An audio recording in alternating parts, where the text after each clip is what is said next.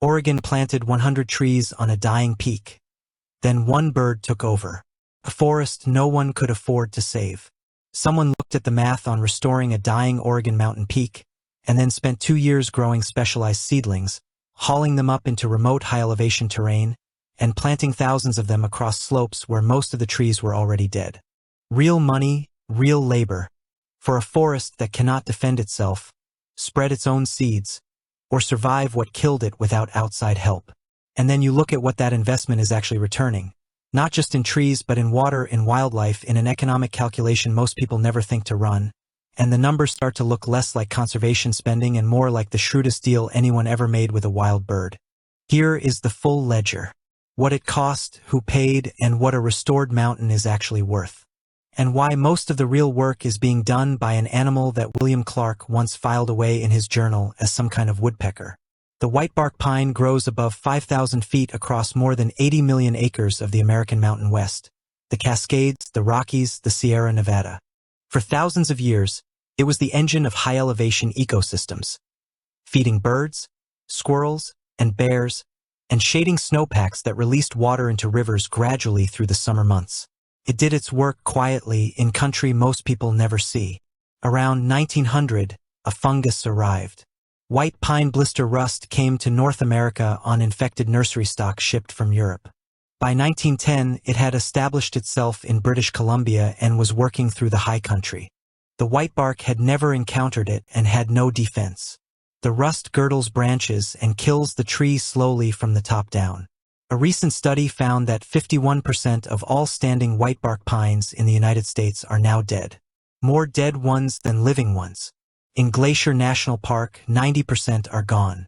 In December of 2022, the U.S. Fish and Wildlife Service listed the whitebark pine as threatened under the Endangered Species Act, making it the most widely distributed tree species ever placed on that list. That listing changed what was financially possible.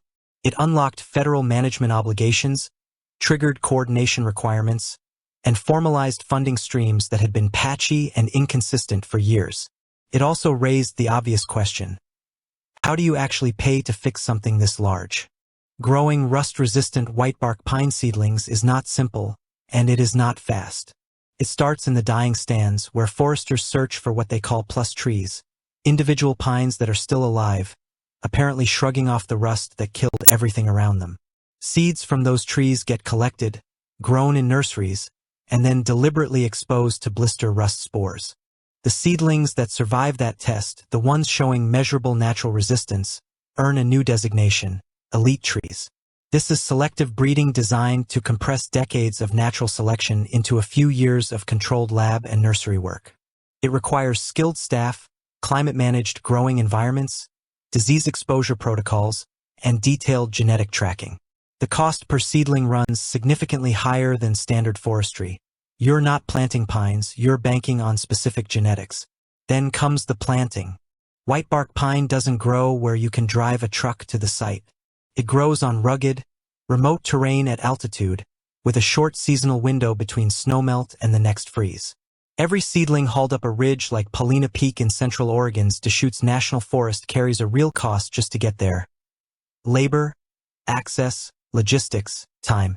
The Forest Service and the conservation group American Forests have built this work into a program that now spans 7 states. In the Pacific Northwest alone, it covers 16 national forests, plus federal rangeland and national parks. Funding has come from the Forest Service's own restoration budget, grants from the National Fish and Wildlife Foundation, and private conservation partnerships. The ESA listing accelerated that resource flow. A listed species triggers legal obligations that force agency attention and, with it, dollars. When you hear 80 million acres of dying forest, does that feel like something humans can actually fix? The answer depends almost entirely on who else is doing the work. Here is the number that changes the entire calculation. One Clark's Nutcracker, a gray, black-billed corvid about the size of a robin, buries up to 98,000 pine seeds in a single autumn. Not carried, buried. Each one placed individually into the soil, in clusters of 4 or 5, scattered across thousands of separate cache locations spread across the bird's full territory. Researchers timing these birds found they can collect 32 seeds per minute at peak activity. During a busy stretch, a single nutcracker caches around 500 seeds per hour. The bird has a sublingual pouch, a pocket under its tongue, that holds roughly 100 seeds at once. It fills that pouch, flies to a cache site, buries a cluster, and goes back for more. Over a full autumn, the cumulative output of one bird reaches 98,000 individual seed placements.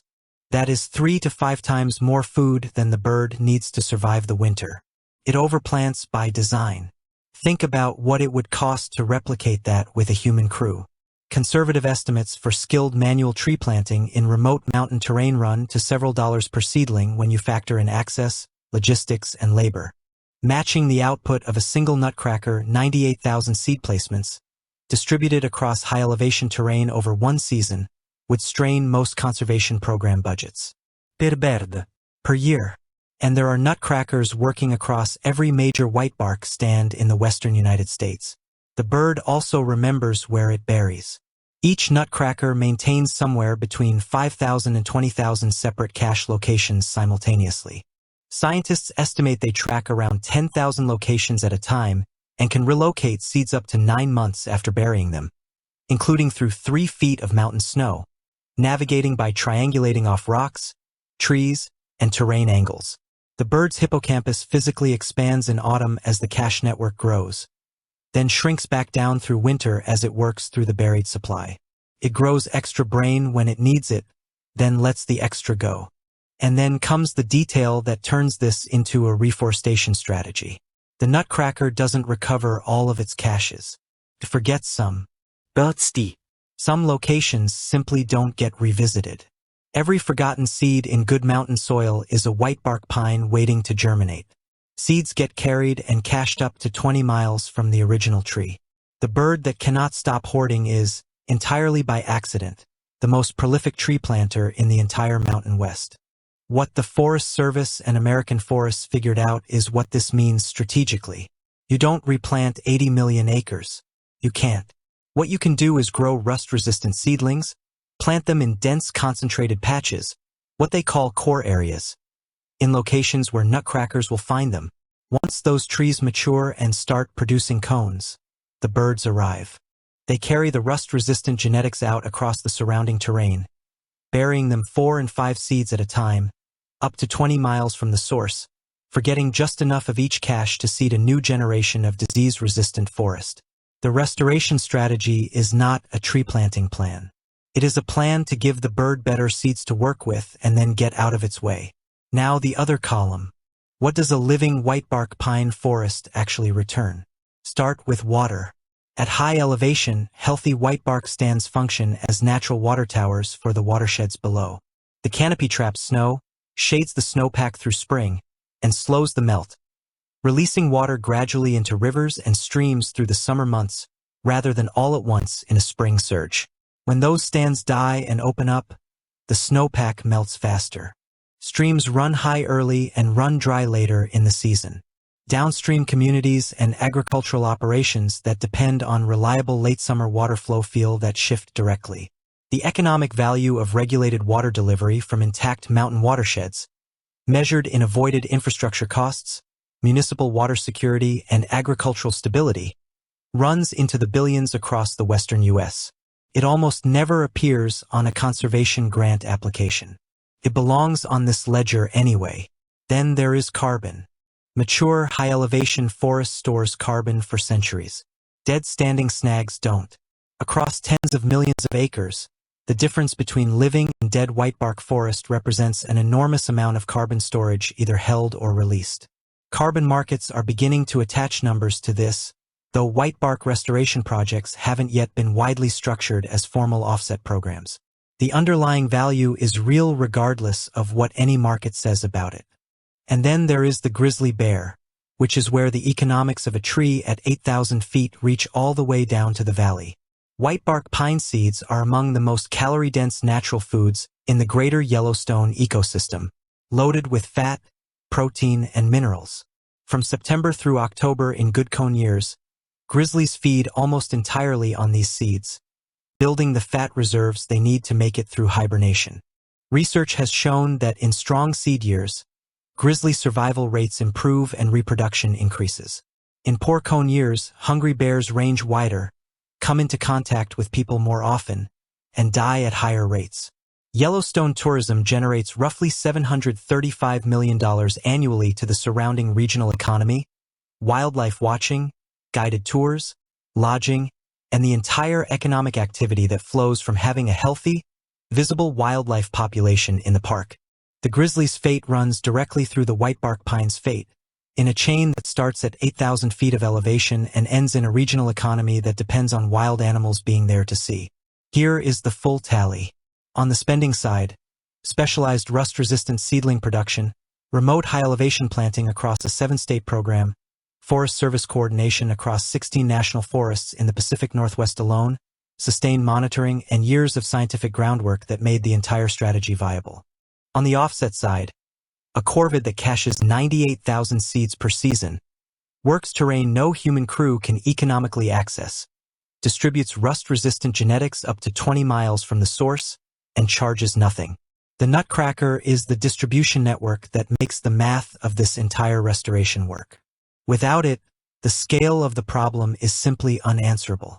With it, a relatively modest human investment seeds a continent.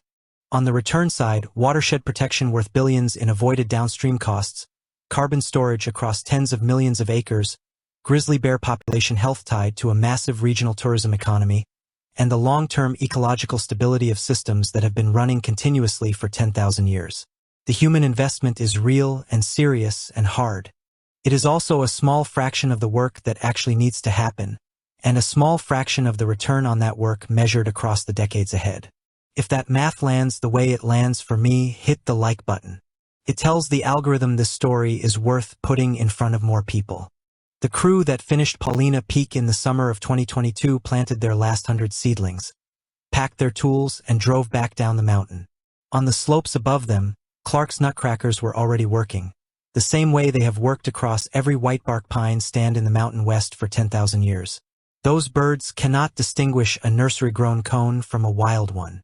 They don't know the seedlings below them spent 2 years in a disease exposure lab. They just know a good seed when they find one. They will carry those rust-resistant genetics out across the terrain surrounding Paulina Peak, burying them in clusters of 4 or 5 in thousands of locations they will mostly forget, and what grows from those forgotten caches will look like a forest coming back on its own terms. Which is exactly the point. Dr. Diana Tombach, the ecologist whose doctoral research in the 1970s first proved the nutcracker was the whitebark pine's primary seed disperser, spent her career building toward exactly this moment. She didn't design a machine to fix the problem. She understood the machine that was already there and spent decades telling people what it needed to run again. The partnership between the tree and the bird didn't need us to create it. It ran for millennia on its own. What it needed was for us to stop breaking it, and now that we have, to quietly hand it the one thing we can actually provide, trees worth planting. The crew on that Oregon ridge didn't plant a mountain. They planted an invitation to a workforce no agency budget could ever hire. What lives out there now, in the thin volcanic soil of Paulina Peak's upper slopes, is the early return on an investment that compounds for generations. The nutcracker plants. The forest grows. The snowpack holds. The bears fatten. The watershed delivers. The math works, not because any human organization found a way to fund a problem this vast, but because the system already knew exactly how to fix itself. It just needed better raw material. If you want to know about the bird that is quietly rewriting the entire ecology of an American river system you have definitely heard of, that story is next.